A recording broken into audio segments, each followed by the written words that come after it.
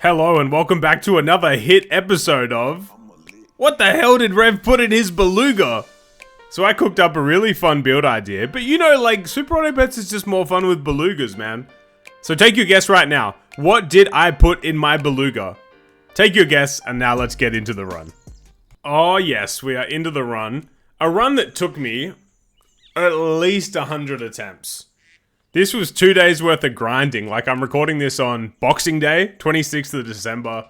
It won't go up until the middle of January, but I've got time off, which means I had time to really commit to grinding this build, and it took every ounce of mental strength that I had to pull it off. The reason is that the Beluga strat I was going for doesn't really synergize well with the other units.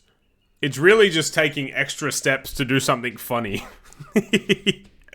So I did a What's in My Beluga episode. It would have gone up like middle of December. I'll have a link to that. I also did a really funny Beluga elephant video in the past that I'll link as well if you want to check out that stuff afterwards.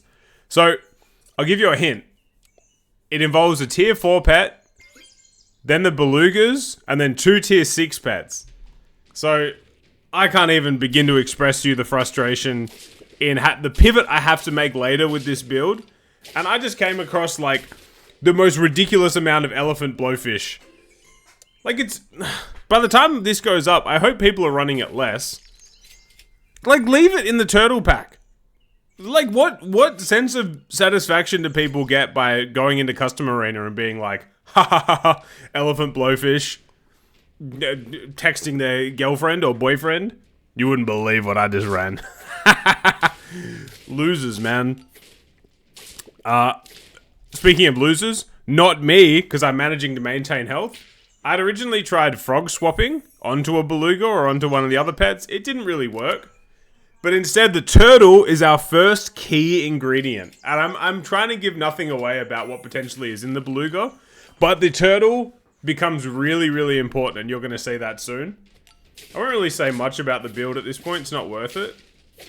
But you see, man, you see this beautiful thing right here, 5 health? We're all happy about that. By the way, technically you're watching this in the future, so how is the future? Has the Palestine-Israel war ended yet? I hope so, inshallah. Is like what's 2024 like? Has the fashion changed? I'm sort of stuck in like a mid-2010s fashion personally, so like the change in 3 weeks won't really affect me, but maybe it has affected you. Okay. In comes the seagull. And that is our aforementioned tier 4.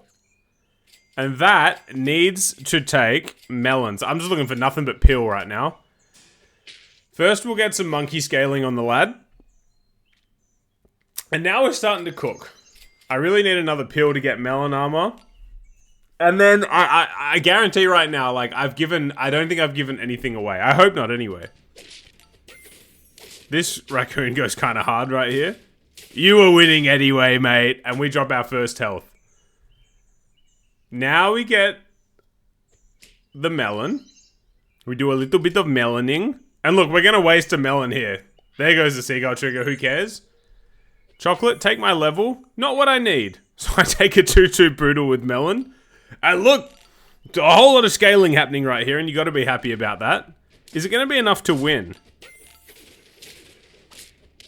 Kind of brutal math, and it's actually not enough to win. Drop to 3 health. In comes turn 9. So I'd actually... Let me pause real quick. Here is the pack. I apologize. I should make a habit of doing this. Here is the pack. I had done many runs where I was looking at building up a goldfish and then selling that on turn 9, but I didn't end up doing it this run. Save the chocolate. Here's the Beluga. We still don't know what's inside it yet, but this is why the seagull really benefited from melon. By the way, clownfish is not the correct answer. I just wanted to put something inside. I'm pretty sure it actually does pretty good work right here. Case in point, right there. Maybe we're winning anyway. But yeah, the fact that I can bring out my seagulls only needs to be level 2. And then I can bring in belugas with instant melon. Very, very helpful. And I love this one right here. Ready for this scaling? The baboon. I don't know how tired I am at the moment. I saw that and it reminded me of an NFL play. 10:44. Oh, what Peyton Manning say? Omaha, Omaha. Oh, here's Chip from my Discord. Yeah, it's like the baboon gave the and then like, let's go Tom Brady. Randy Moss is like my seagull at the front. Anyway, I'm still kind of tired, I guess. We don't know what I want in my beluga, but I want a white tiger. So I think this video will go up on like a Thursday or something, unless it changes. I have a white tiger video coming this weekend that I had recorded before this. I've been using the white tiger a lot. It's a forgotten tier 6. I won't say too much because you'll see more later. And then we're going to bring in a T-Rex. And now we're kind of... the T-Rex will be the last ingredient we want. Beautiful. Just a stunning team to face. And now let's start to find our build, man. This is where it gets exciting. Monkey's gone. T-Rex in. And that's the answer, baby. It's a panther. And our build is not finished cooking just yet, but this is the 5 I wanted. T-Rex, 2 belugas, a white tiger, and a seagull. But the seagull's equipment will change. Maybe you can take a guess at what I want to do. It's tomato. So, I want panthers popping out at level 3 and getting a tomato and dealing 8 damage 4 times. That's what I wanted. Now, you'd be better off just, like, building up big panthers, to be honest. And avoiding the mess around. But you'll see here...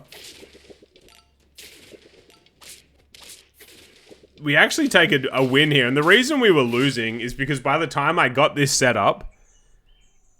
just like imagine this is your team, right? And then you face an elephant blowfish, both level 3. Both 40-40 stats. You get absolutely mashed. So I think unless we get weakness or something on the seagull, we're going to see the synergy here for the first time. We are. So out pops our panther. 1, 2, 3. Ah, it's not level 3 yet, so it's only doing 3 hits. And we were kind of close, but we dropped to 2 health. I'll slow-mo the battles from now on because it's so delightful. We're getting huge levels. We take a bit of scaling. And obviously you can't just feed the belugas food, because then they will swallow something else. Let's slow down the battles from here. Oh yeah, grounded sap speed. Embrace it, people. This is a rare synergy that took a long time to cook. Here comes the panther. It's level 3 now. Thank you, white tiger. 1, 2, 3, 4.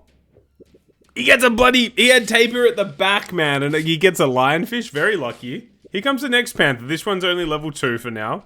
1, 2, 3. It's so good.